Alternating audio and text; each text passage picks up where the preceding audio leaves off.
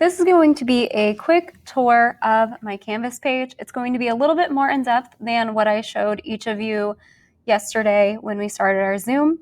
So by now, you should have already starred my class so that it shows up on your dashboard. And you should know that the lessons are going to be linked in announcements every day.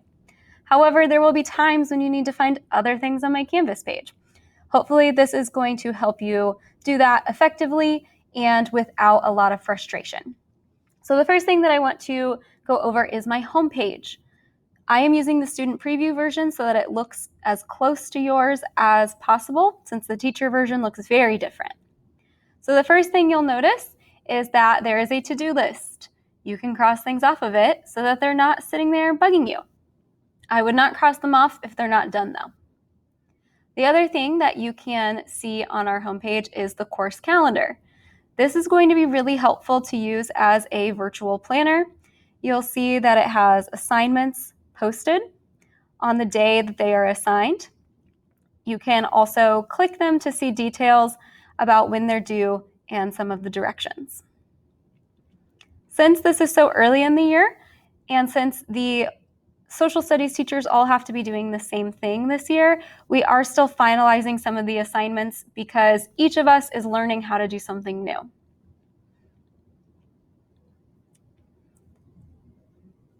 Aside from the course calendar, you can also check for course notifications. Course notifications are empty right now because I haven't set anything to notify you that it has changed. But for example, if I were to update a lesson page or I were to request something for you, it would show up on the View Course Notifications. On my home screen, we kind of already talked about the buttons in Zoom the other day. These are going to be really important for finding the Zoom classes each day. Current Learning is always going to take you to the announcements, which will take you to our lesson for that day. There's also the About Me page for any adults at home that want to know about me, or if you want to watch the About Me video that I made. Other class information is going to take you to things like our class expectations. And then once we finalize our syllabus, which is the order that the class is going to go in, and our grading policies, those will go on here too. You will have your grading policies by Monday. Also by Monday, this button will lead to a page of tutorials for how to use all of the apps that we're going to require that you use in social studies class this year. This link will take you to the student handbook. So these are rules that are out of my control. These are things that the district has said that students are expected to do or not do. So if you are not familiar with those, especially after we review them next week, like if you still have questions, I would click that link and read more details. There's also a virtual learning schedule. So if you ever forget what's happening on a certain day or what classes are happening on a certain day, that can be found here, and it will open a PDF that you can actually save to your device or take a screenshot of so it's in your camera roll. So first, I want to show you the other class information just to give you a heads up about what it looks like. You'll see when I click that, it takes you to a module, and now suddenly you're in the Modules tab. You can definitely find our lessons in the Modules tab. So you are not required to use Announcements or the Current Learning button. The Announcements and Current Learning button are just going to be the most direct way to get you to our lesson. Modules will be good for if you have missed class or if you are behind in class. So in the class information I have About Me, there is a page for rights and responsibilities. This is something we'll do collaboratively as a class when we have more time. And then the classroom management plan, which we will also review at a different time, most likely next week. Then you have our lessons from this week, as well as the assignments that go with those lessons. You can also find your lessons by clicking the Assignment tab. I have 3 different categories of assignments: summative, formative, and class activities. Class activities will usually be things that are for completion or are not graded, but I'm going to check over them. And I'll explain why you would still want to do them even if they're not graded in just a minute. The next one is the formative section. These are assignments that we will usually do together in class or that I will give really clear instructions for in class, and walk you through them step by step. They might be group activities, individual activities, partner activities, but they are meant to be worth fewer points, and there's going to be more of them. So they are kind of like practice assignments. And because they are practice assignments, you're allowed to redo them. So if you get a score you don't like, you can contact me and we can have a submission reset for you so that you can try again. Now, this is where the class activities part comes in handy. If you are really upset about a score that you get on a formative assignment, I'm going to ask you to do a reflection of your class activities and the other things that you have done in a class notebook.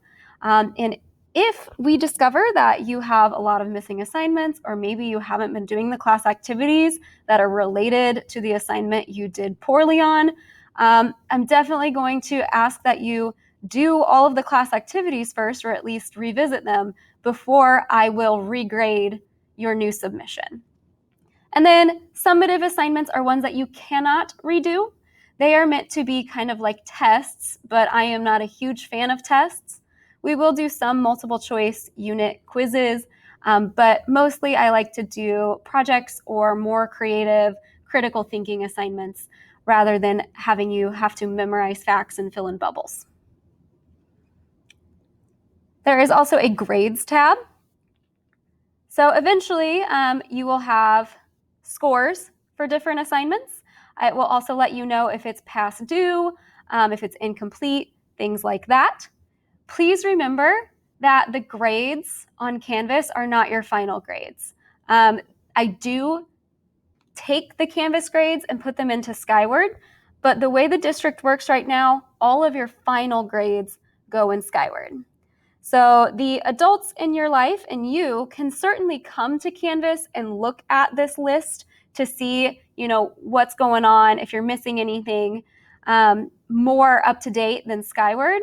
But if you're really worried about a score, I would make sure that you check Skyward before you panic, because it might be that the score you got here is worse than the score that I put into Skyward because maybe I curved an assignment or I decided to take it for completion instead of accuracy.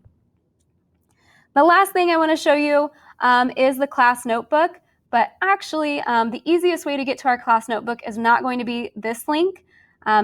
3 weeks ago, I set it up through Canvas and it was working great, and then they changed some settings and it is just not working very nicely anymore. So instead, you are going to find your class notebook by going into your school email.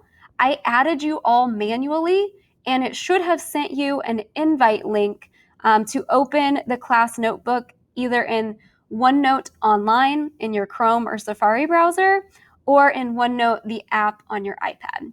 And that's something that we'll walk through together as a class after we finish this video.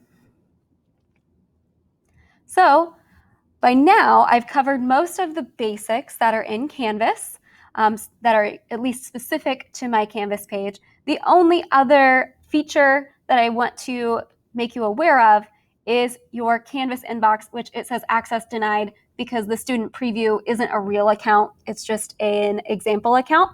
But when you open your inbox, you should be able to message all of your teachers, and you might even be able to message some of your classmates.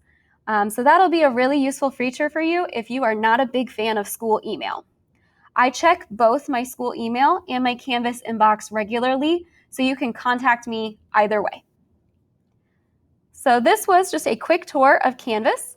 At this time, if you have any other questions, we're going to hop back into the Zoom live, and I will take your questions and I will screen share to show you around and clarify the things that didn't make sense the first time around.